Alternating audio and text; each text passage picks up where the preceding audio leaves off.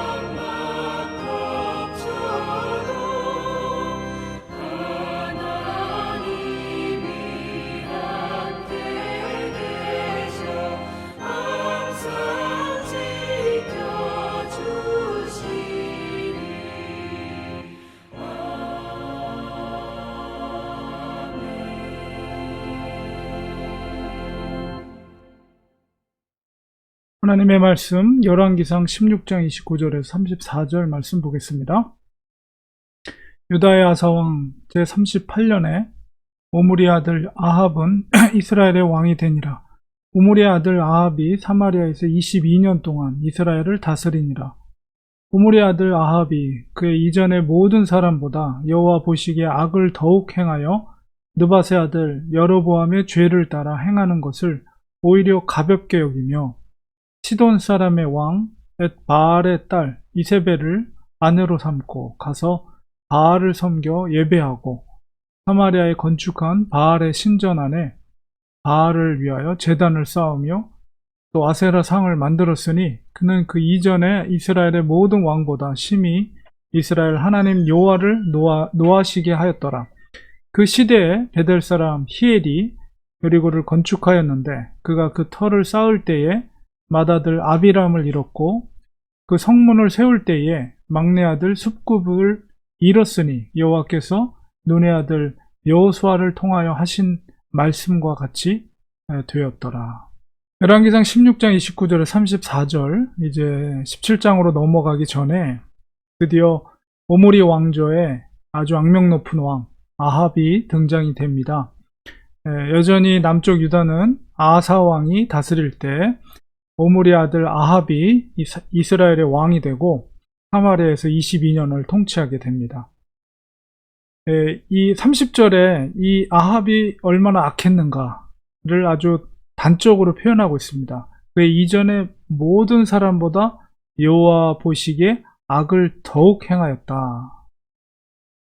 그리고 북쪽 이스라엘의 그 하나님을 대적했던 죄악의 대명사로서 첫 번째 왕이었던 여로보암의 죄를 따라서 행했고 오히려 그것을 가볍게 여기고 특별히 그의 부인이었던 이세벨이 또 등장하죠.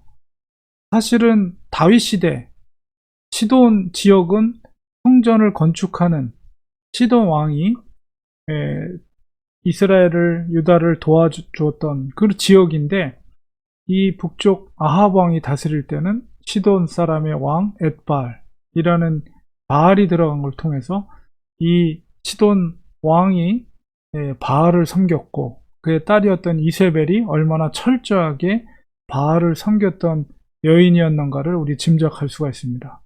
그래서 자기 남편도 그 사마리아에 바알 신전을 세워놓고 거기다 같이 예배를 드리고 제단을 쌓았다. 이렇게 평하고 있습니다. 얼마나 이전의 모든 왕보다도 더욱더 하나님을 진노하게 하는 그런 악행을 이스라엘 땅에서 저질른 왕이 바로 아합과 그의 부인 이세벨이었다는 것이죠. 이 정말 얼마나 악한가를 우리가 짐작할 수가 있고 또 34절에 보면 이 지도 리더가 되는 그런 왕과 왕비 뿐만 아니라 당시의 이스라엘 사람들의 시대상이 얼마나 또한 악했는가를 짐작할 수 있는 한 사건이 또 기록되어 있습니다. 그것은 바로 여리고성을 재건한 일입니다. 여리고성은 바로 여호수아가 요단강을 건너서 첫 번째 무너뜨렸던 성읍이죠. 그래서 바로 하나님께 드려졌던 성읍이기 때문에 그 성읍이 무너질 때 여호수아가 예언을 했어요. 이 성전 여리고를 다시 건축할 때 첫째 장자가 죽을 것이고 다시 성문을 세울 때 그의 막내가 죽을 것이다. 그런 물론 500여 년이 지난 일이긴 하나 모든 이스라엘 사람들은 그 여호수아의 그 저주를 다 기억하고 있었죠. 그런데 특별히 베델 사람 히엘이라는 사람이 이 베델이라는 곳이 어떤 지역입니까? 이름은 좋은 도시지만은 북쪽 이스라엘에 산당을 지은 터가 베델입니다. 바로 그 베델에 있었던 사람 히엘이라는 사람이 그 하나님께서 500년 전에 여호수아를 통해서 저주했던 그 저주를 무시해버린 거예요. 그러니까 시간이 지났으니까 그걸 덮어버린 거예요. 그리고 하나님의 그 저주를 그러니까 하나님의 그 말씀을 그냥 부정해버린 거죠. 그렇기 때문에 여호수아 성을 다시 세울 때, 터를 닦을 때에 장자가 죽었는데, 장자가 죽었으면 정신을 차리고 하나님을 두려워하는 마음으로 거기서 멈춰졌어야 되는데도 불구하고 성문을 세웠다. 그래서 막내 아들까지 죽었다는 것은 뭐예요? 장자가 죽었음에도 불구하고 자기의 뜻대로 계속해서 여리고성을 건축했다는 것이죠. 그것은 그 시대상이 얼마나 악했는가를 우리가 짐작할 수가 있는 것입니다. 이렇게 시대가 어두워질 때에 하나님께서는 위대한 하나님의 종을 세우시죠. 그래서 17장으로 넘어가면 드디어 엘리야가 등장을 합니다. 예수님께서 변화산상에서 나타났던 두 사람이 누굽니까? 모세와 엘리야죠. 바로 그 엘리야가 등장하는 그 시대적인 배경을 이제 이야기하고 있는 것이죠. 그만큼 시대가 어두울수록 바로 하나님의 위대한 종을 부르셔서 그 어둠을 속에서 하나님의 말씀을 선포하는 역할들을 감당하게 합니다. 그러니까 정말 총체적인 난국이죠. 북쪽 이스라엘은 아합과 이세벨 뿐만 아니라 백성들도 얼마나 악했는가, 하나님의 존재에 대해서 무시하고 있는가를 우리가 여리고성 건축을 통해서 우리가 알 수 있는 것입니다. 아무리 시대가 악해도 하나님은 반드시 그것을 보고 계시며 그것에 대한 분명한 심판을 하신다는 것을 우리가 꼭 기억하고, 또 여리고성의 이 사건을 통해서 하나님의 말씀은 1.1핵이락도 절대 떨어지지 않는다. 500년이 지났지만 그 말씀은 반드시 성취된다는 것을 또한 깨닫게 됩니다. 그래서 우리 하나님께서 우리에게 이 시대에 살고 있는 우리들에게도 약속된 하나님의 말씀은 1.1핵이락도 떨어지지 않습니다. 그러므로 우리는 하나님의 말씀을 부여잡고 믿고 신뢰하고, 아무리 시대가 어두워도 그 속에 하나님은 지켜보고 계시는 것입니다. 그러므로 믿음의 사람들은 결국은 믿음으로 사는 거예요. 우리가 말씀을 의지하고 믿음으로, 아무리 시대가 악해도 그 시대 가운데 의인은 믿음으로 사는 것입니다. 사랑하는 성도님들, 바로 이 시대 가운데 믿음으로 하나님의 빛을 드러낼 수 있는 그런 성도님들 되시기를 간절히 축원드립니다. 기도하겠습니다.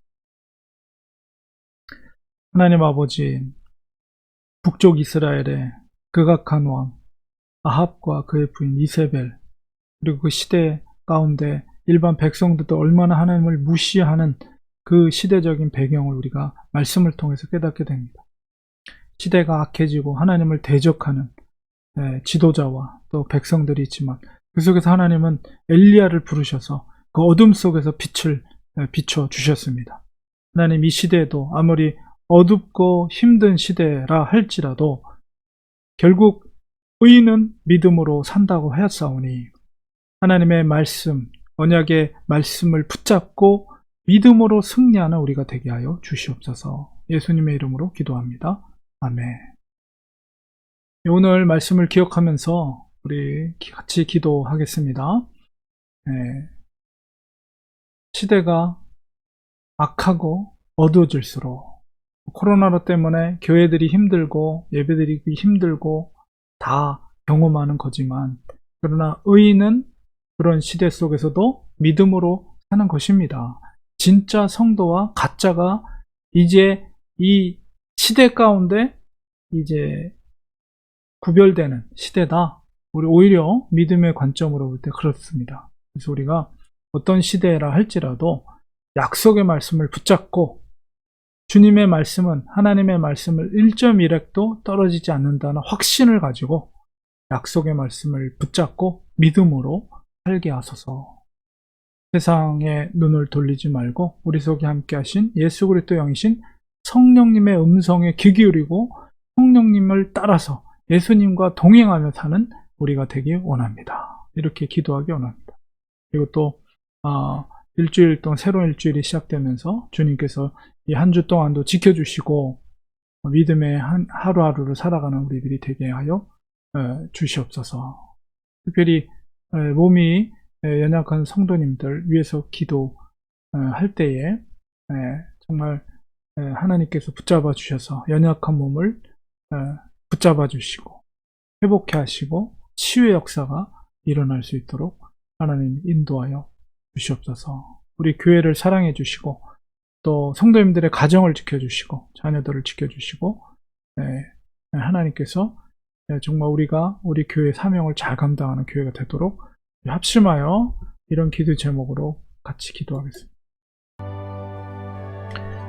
하나님 아버지, 오늘 말씀을 기억하면서 시대가 어떤 시대일지라도 아무리 혼탁하고 어둡고 힘든 시대라 할지라도 하나님은 살아 계셔서 의인은 오직 믿음으로 산다고 했사오니 믿음으로 약속의 말씀, 언약의 말씀을 붙잡고 믿음으로 승리하는 우리들이 되도록 도와주시옵소서. 우리 렌추하님께 사랑해 주시고 아버지여 지역 복음화 뿐만 아니라 세계 복음화를 위해서 우리가 힘쓸 수 있는 교회, 정말 하나님 보시기에 칭찬들을 수 있는 교회가 되도록 주님 축복하여 주시옵소서. 복음의 빛을 비춰낼 수 있는 우리 성도들이 되게 도와 주시옵소서. 성도들의 가정을 지켜주시고 일터를 지켜주시고 또 성도들의 자녀들을 하나님께서 붙잡아 주시고 믿음의 자녀들 되게 하여 주시옵소서. 특별히 몸이 연약한 성도들을 기도합니다. 하나님 아버지여, 우리의 상황과 처지를 가장 잘 아시는 주님, 우리의 연약한 몸을 가장 잘 아시는 주님, 아버지께서 치유하시고 회복해 하여 주시옵소서. 피 묻은 손으로 그 아픈 부위를 안수하실 때 주님의 성령으로 아버지여 치유되는 역사 일어나게 하시고 예수 그리스도의 권능의 이름으로 회복의 역사가 일어날 수 있도록 하나님 도와 주시옵소서. 하나님은 살아계신 하나님이십니다. 우리 주님은 모든 땅과 하늘의 권세를 가지고 계신 분임을 믿고 믿음으로 신뢰하며 예수님의 이름으로 기도할 때 치유와 기적과 회복의 역사가 일어날 수 있도록 하나님 도와 주시옵소서. 오늘 월요일입니다. 오늘도 주님과 동행하는 복된 하루 되게 하시고 우리 삶에 정말 주권을 주께로 맡기며 주님과 동행하는 하루가 될 수 있도록 도와 주시옵소서. 축복하여 주시옵소서. 예수님의 이름으로 간절히 기도드립니다. 아멘. 이 시간 우리 축도로 예배 마치겠습니다. 이제는 예수 그리스도의 크신 은혜와 하늘아버지의 놀라우신 사랑하심과 성령 하나님의 도우심, 함께하심, 기름 부음의 은혜가 우리 사랑하는 성도들 머리 위에, 그 가정 위에, 우리 교회 위에 지금부터 영원까지 함께 계실지어다. 아멘.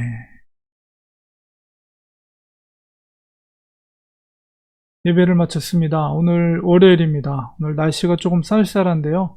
여러분 건강, 감기 조심하시고 오늘도 성령님과 동행하시는 복된 하루, 승리하루 되시기를 간절히 축원드립니다. 내일 7시 45분에 또 예배 자리에서 뵙도록 하겠습니다. 항상 감사합니다. 고맙습니다.